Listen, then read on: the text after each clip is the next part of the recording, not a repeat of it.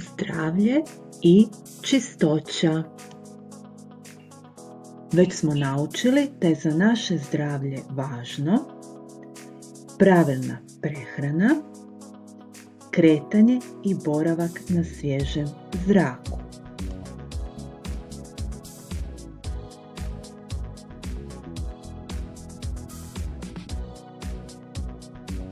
Za zdravlje je važno redovito posjećivati liječnika, zubara ili stomatologa.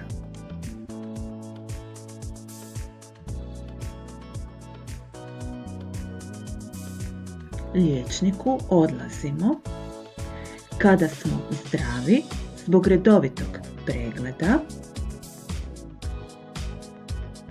kada smo bolesni da bismo se liječili.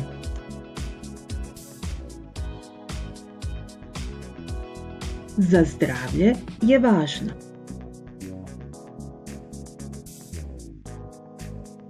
redovito prati ruke, obavezno prije i nakon jela, nakon velike i male nužde, po povratku kući i škole, nakon igre.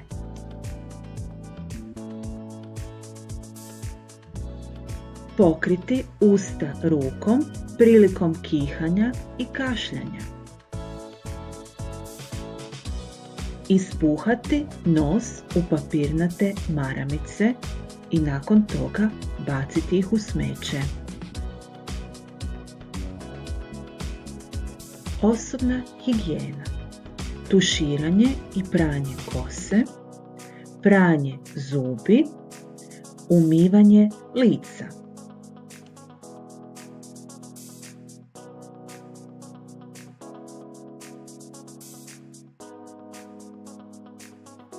Odjeća i obuća treba biti čista, uredna i primjerena godišnjem dobu.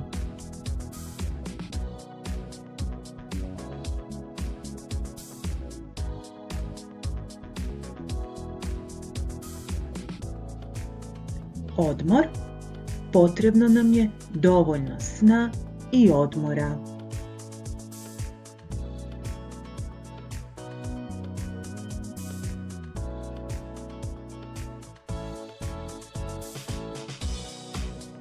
Pri održavanju osobne čistoće koristimo se sapunom, šamponom, četkicom i pastom za zube, ručnikom.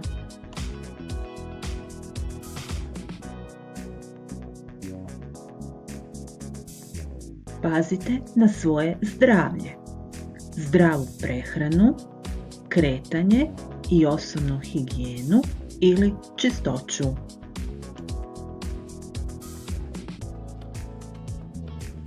Odgovorno ponašanje prema otpadu.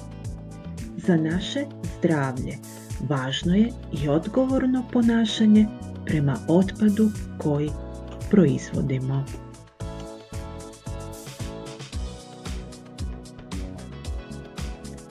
Razvrstavanje otpada.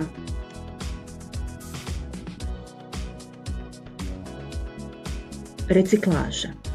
Dio onoga što nam više ne treba, što je otpad, možemo ponovno upotrijebiti, odnosno reciklirati.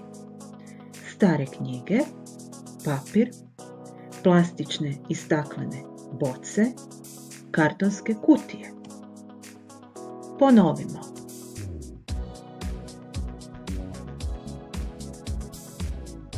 Zdravlje i čistoća čine pravilna prehrana, kretanje i boravak na svježem zraku, osobna higijena, redovito pranje ruku, odmor, posjet liječniku i stomatologu, odjeća i obuća, razvrstavanje otpada i reciklaža. Čuvajte svoje zdravlje i brinite se o okolišu. Doviđenja!